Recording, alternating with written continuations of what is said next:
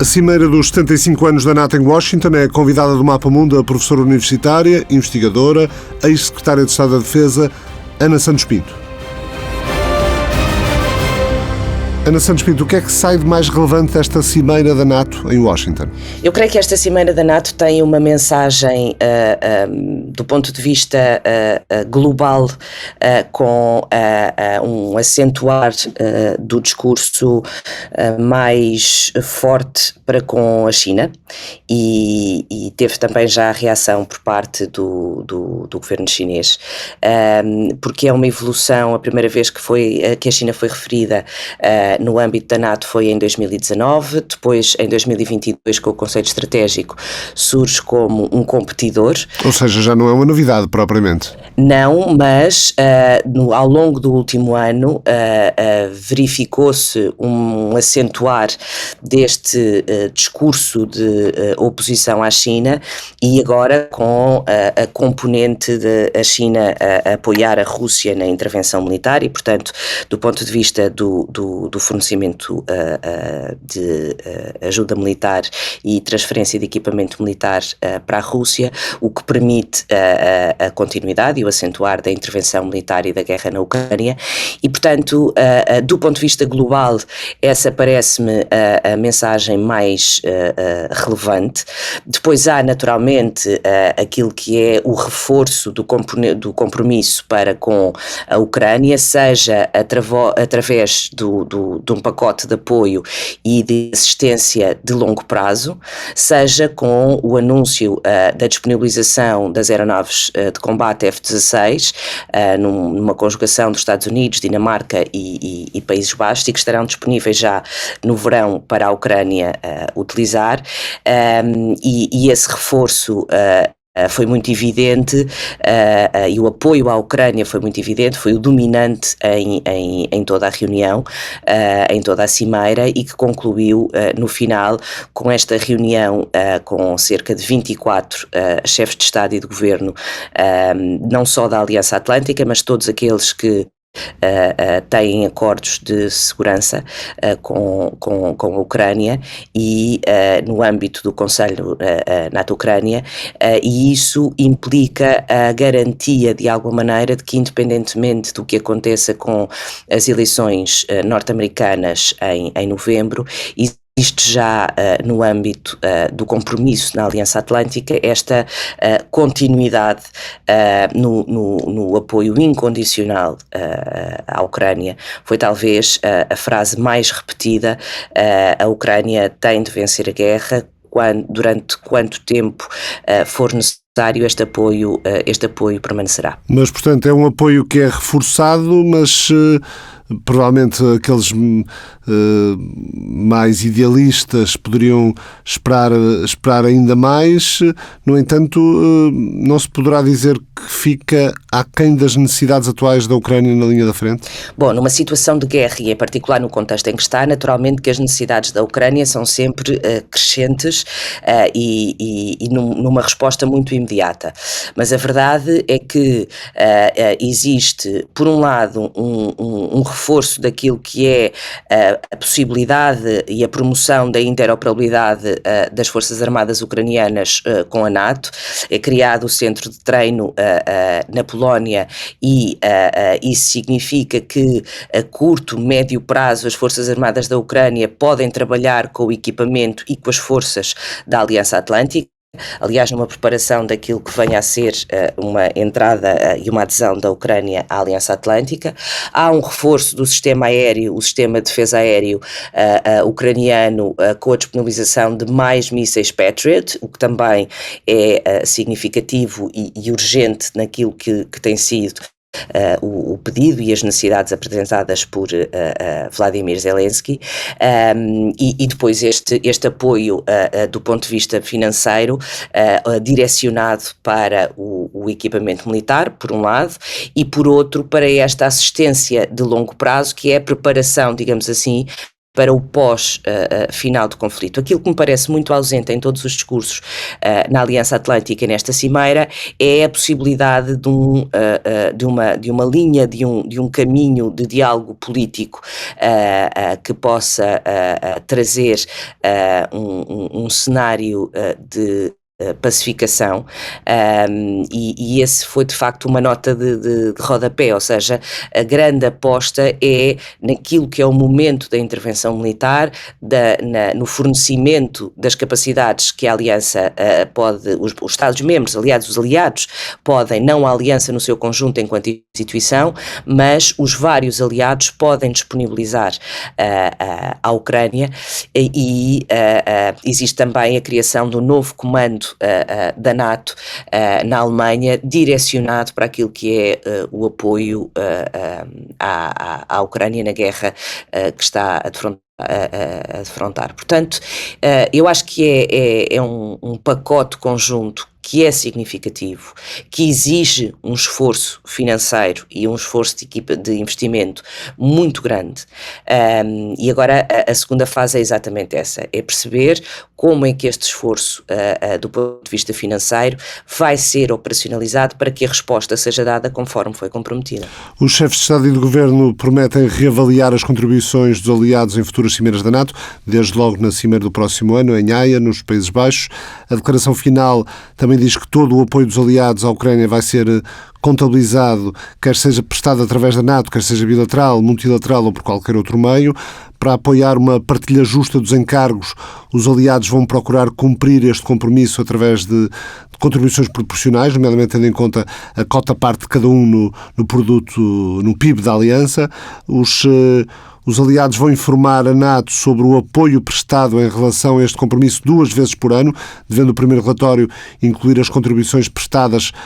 já após 1 de janeiro deste ano. Com base nisso, o secretário-geral vai fornecer uma panorâmica de todas as contribuições notificadas aos aliados. Para além do apoio militar, os aliados, ou seja, isto contribui para a transparência, para além do apoio militar, os aliados tencionam continuar a prestar apoio político, económico, financeiro e humanitário à Ucrânia. Assim reza a declaração. Sobre a Ucrânia, Ana, mais algum ponto significativo, além de se perceber que não há propriamente unanimidade entre os Estados-membros, 2 países que têm fronteira com a Ucrânia, a Hungria e a Eslováquia, parecem continuar a colocar muitas reservas à continuação deste apoio militar. Bom, essa questão tornou-se ainda mais evidente com a visita do presidente Orbán, do primeiro-ministro Orbán a Moscou. O primeiro-ministro Orbán húngaro a Vladimir Putin, também a Zelensky, e ontem à noite Viktor Orbán encontrou-se com Donald Trump aqui em Washington e fez uma iniciativa pública de apoio, digamos assim, àquilo que é a candidatura de Donald Trump. Não é novo esta resistência por parte da Hungria. A verdade é que essa divisão vai sendo também visível naquilo que são os partidos políticos, e designadamente também no caso do Parlamento Europeu, vai sendo visível no espectro mais alargado da Europa. E daí incomoda mais quando Viktor Orbán exerce a presidência rotativa do Conselho da União Europeia? Bom, ele utiliza de facto essa presidência do Conselho da União Europeia, que não tem a presidência em matérias externas, a componente externa e de defesa é da exclusiva competência do Conselho Europeu, portanto não é da presidência rotativa, mas para quem não conhece a União Europeia, não está tão familiarizado com a União Europeia, a imagem do ponto de vista internacional e global é que de facto esta presidência húngara representa a União Europeia e faz, digamos assim, uma iniciativa que tem esta visita a Vladimir Zelensky e tem a visita a Vladimir Putin. Eu creio que é exatamente por essa razão que a tónica dos discursos políticos, não só da declaração, mas de todas as intervenções, é deste apoio incondicional à Ucrânia, independentemente de existirem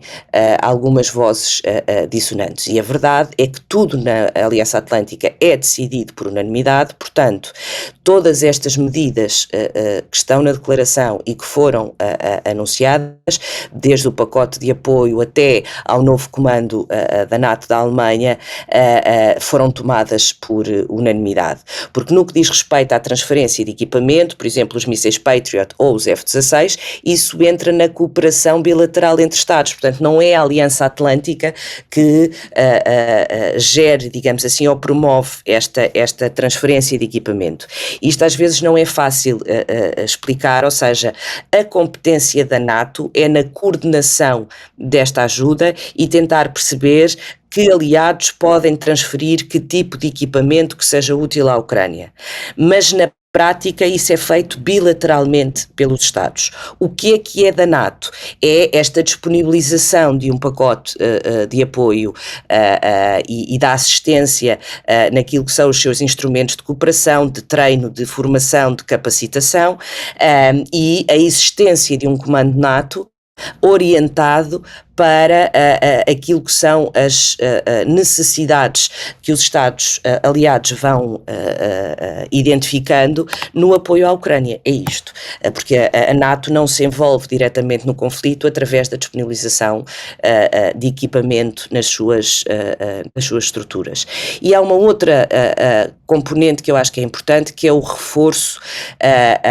daquilo que são as garantias de segurança, em particular no caso da Polónia, no caso da Chequia, no caso da Roménia, no caso dos países bálticos,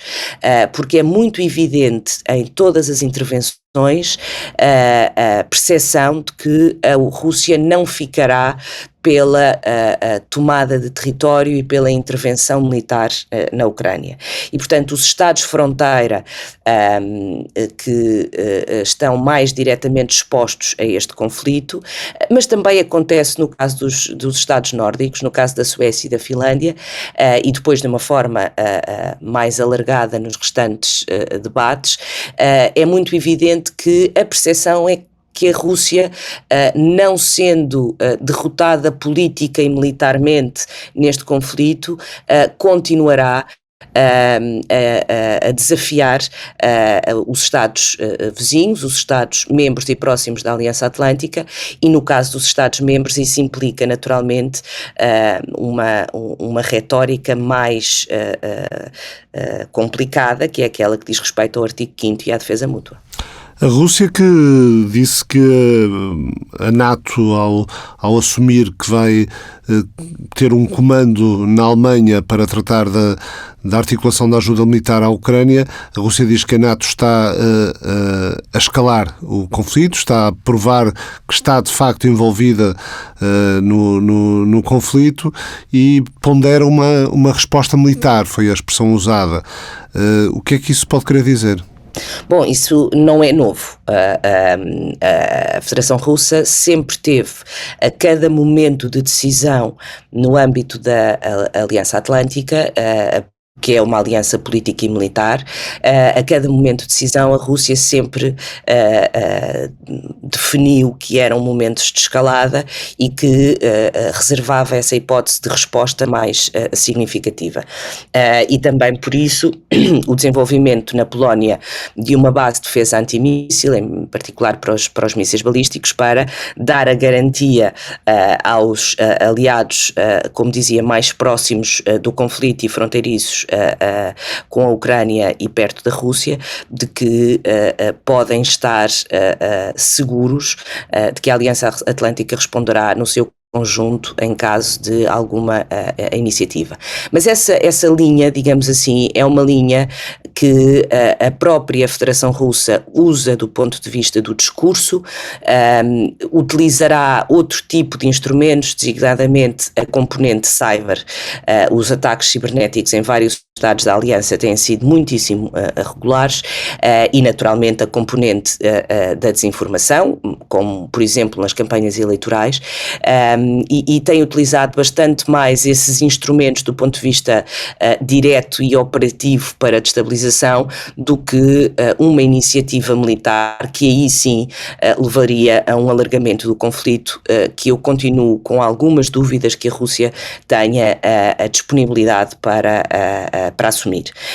Tem outras formas de estabilizar os aliados, tem outras formas de causar disrupção, divisão e diminuir, digamos assim, a rapidez e a eficácia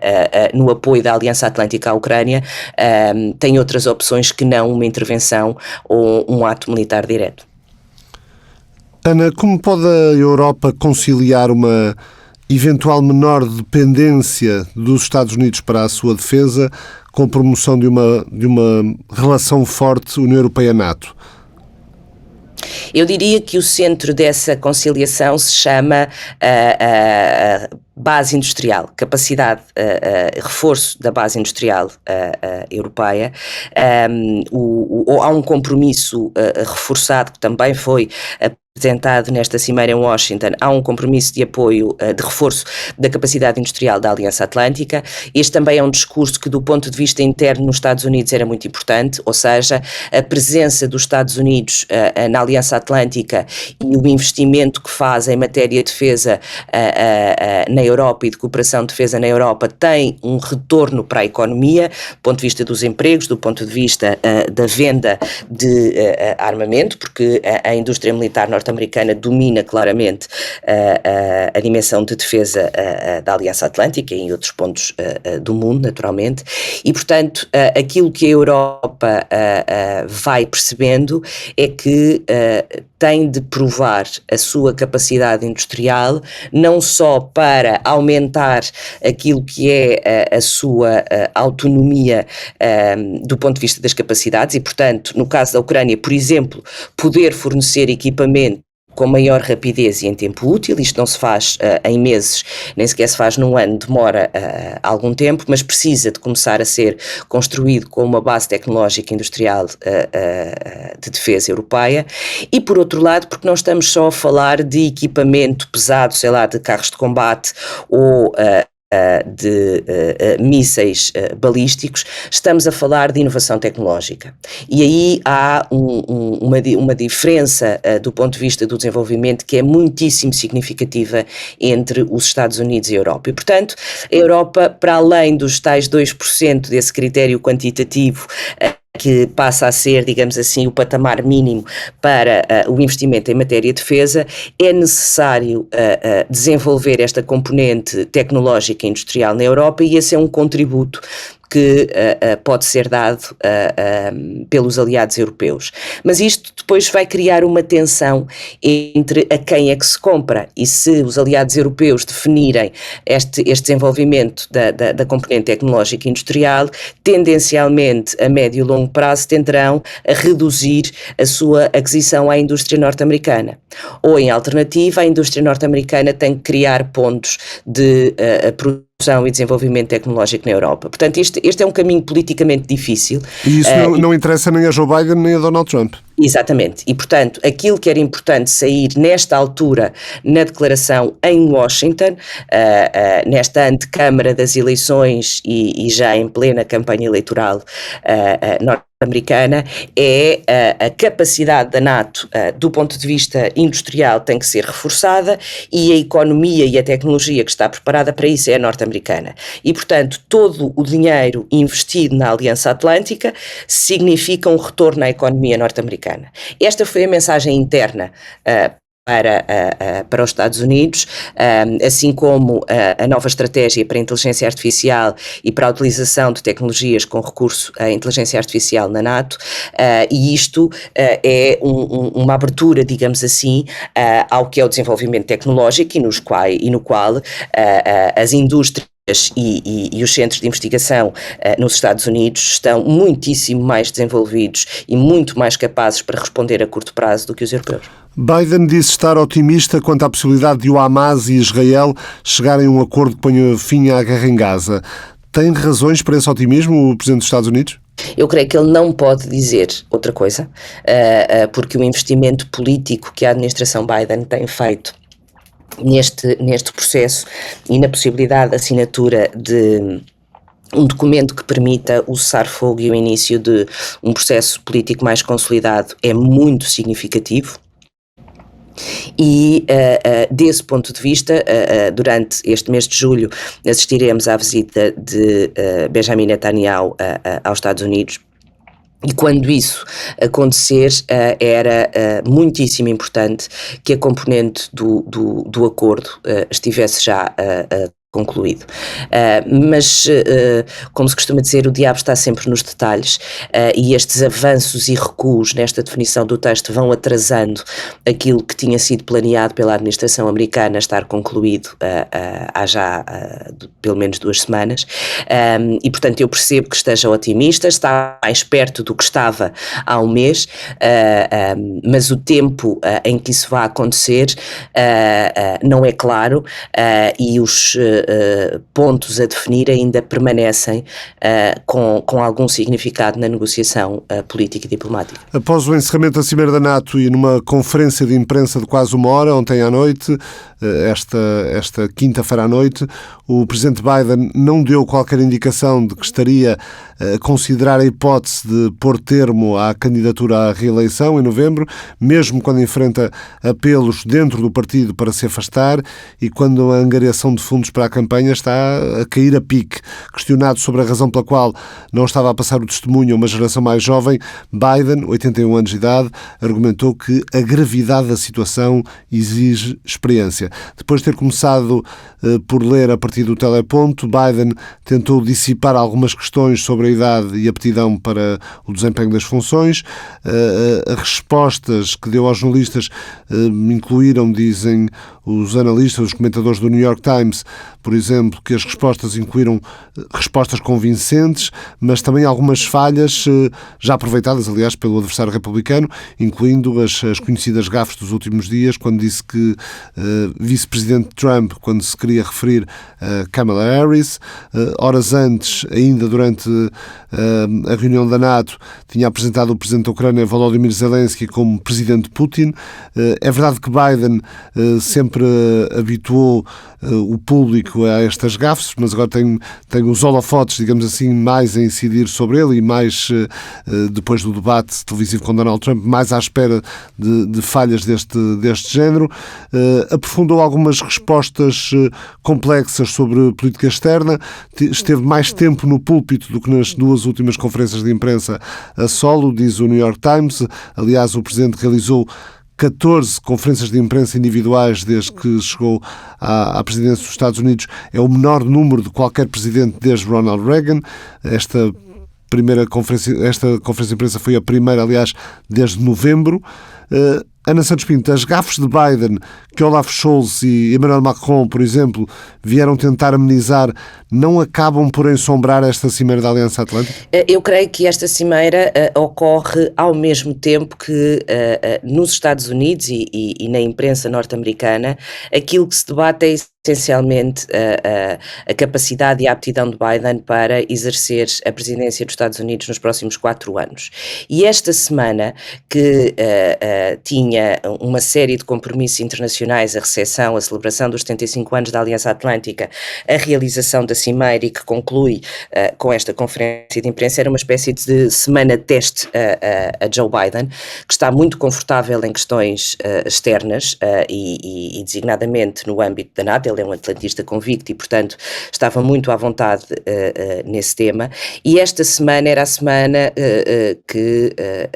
definia, digamos assim, se Biden aguentava um período de tanta intensidade, com reuniões, com a recepção de chefe de Estado e de Governo, com as declarações públicas e com a conferência de imprensa síntese. A verdade é que Joe Biden, daquilo que é a minha interpretação das suas palavras ao longo dos últimos dias e em particular ontem, Joe Biden entende que o facto de ter vencido Donald Trump na última eleição presidencial e considerando o momento delicado politicamente nos Estados Unidos, mas do ponto de vista internacional, ele considera que é o único que tem capacidade a vencer Trump, porque foi o único que já venceu Trump numa competição eleitoral neste contexto. Aliás, Biden diz: já o venci uma vez e vou vencê-lo a segunda vez. Exato, e esse é o argumento base para a sua permanência, digamos assim, do ponto de vista da candidatura presidencial. A convenção republicana que elegerá Donald Trump, ou que validará a candidatura de Donald Trump, acontece na próxima semana, e tudo o que Joe Biden faça todos os dias, a cada declaração, é escrutinado ao milímetro. Qualquer que a troca de um nome pudesse ser desculpável ou entendível num contexto de estarmos a repetir várias frases e vários contextos, no caso de Joe Biden agora é absolutamente indesculpável. E esta noção de não passar o testemunho, digamos assim, a uma geração mais jovem, tem sido muito debatida, seja por parte de analistas nos Estados Unidos, como do ponto de vista internacional, mas a verdade é que o tempo vai escasseando para a substituição da candidatura. Se isso acontecer, se isso eventualmente, ainda não sabemos se acontece, porque Joe Biden não dá sinais de querer largar a corrida, mas se isso eventualmente vier a acontecer só após a convenção democrata em agosto, pode de facto não haver qualquer margem de tempo útil para os democratas tentarem derrotar Donald Trump. A margem de tempo fica muitíssimo limitada, e para nós entendermos a diferença, as campanhas eleitorais na presidência norte-americana, assim como nos congressistas e senadores, são campanhas pessoais, ou seja, o dinheiro não é do partido, a estrutura não é do partido, a estrutura é da campanha do candidato, e portanto, quando se altera o candidato, há todo um processo, seja do ponto de vista do financiamento, que é um financiamento direto àquele candidato, àquela candidatura. As estruturas de campanha, os telefonemas que são feitos aos eleitores, muito típicos aqui nos Estados Unidos e que não acontecem na Europa, são feitos sempre em função do candidato. E, portanto, esta alteração a acontecer trará uma disrupção muito significativa do ponto de vista do plano ou da estratégia eleitoral, e aquilo que faz temer, e agora começam já a existir senadores democratas que de uma forma muito afirmativa dizem que Donald Trump tem de sair, portanto com uma linguagem como Nancy Pelosi dizia que era necessário avaliar, que era necessário ter em consideração as capacidades, etc. E desde ontem que já existem de facto senadores democratas a dizer que tem de sair, e a parte do financiamento é muitíssimo importante, porque aqueles que fazem a angariação de dinheiro para as campanhas precisam de ter claro, e têm-no dito na imprensa ao longo dos últimos dias, precisam de ter muito claro para quem é que estão a fazer esta angariação, porque isso é determinante na capacidade de convencer os doadores de que esse dinheiro será um dinheiro que resulta numa campanha vencedora. E, portanto, aqui parece-me que o Partido Democrata está muito mais preocupado com a candidatura e quem venha a ser o candidato do que com aquilo que é verdadeiramente importante e que é a alternativa a Donald Trump e a diferenciação do discurso de Donald Trump. E quanto a si só valoriza e só beneficia a candidatura de Donald Trump, e isso parece-me muito complicado e perigoso até do ponto de vista político e eleitoral. Donald Trump, que voltou a dizer que só percebeu relativamente o que era a NATO pouco tempo antes de chegar à presidência dos Estados Unidos, mas que depois levou só 2 minutos a perceber que aquilo era um conjunto de países que não pagavam e que só os Estados Unidos é que estavam a pagar, ou seja, continua a olhar para a NATO numa lógica puramente comercial, puramente negocial. Mas essa é a maneira de Donald Trump, essa lógica negocial que nós temos transacional, é a forma de Donald Trump ver o mundo, desde as suas empresas e dos seus negócios, até ao que nós chamamos o sistema internacional e à relação com países e organizações internacionais. Portanto, isso não é nada surpreendente. eu não posso dizer que o funcionamento da NATO seja fácil de compreender. Não é aliás bastante complexo. Mas a mensagem que Donald Trump quer passar com essa frase é da inutilidade para os Estados Unidos que a Aliança Atlântica tem. E isso é histórica, factualmente contrariável de uma maneira muitíssimo simples, eu creio que o melhor argumento para responder a essa inutilidade da Aliança Atlântica está precisamente no benefício que a indústria militar e tecnológica norte-americana recebe desta participação na Aliança Atlântica. E foi também por isso que esta dimensão da capacidade industrial foi importante, porque essa é uma linguagem que Donald Trump entende. Daquilo que é o investimento anual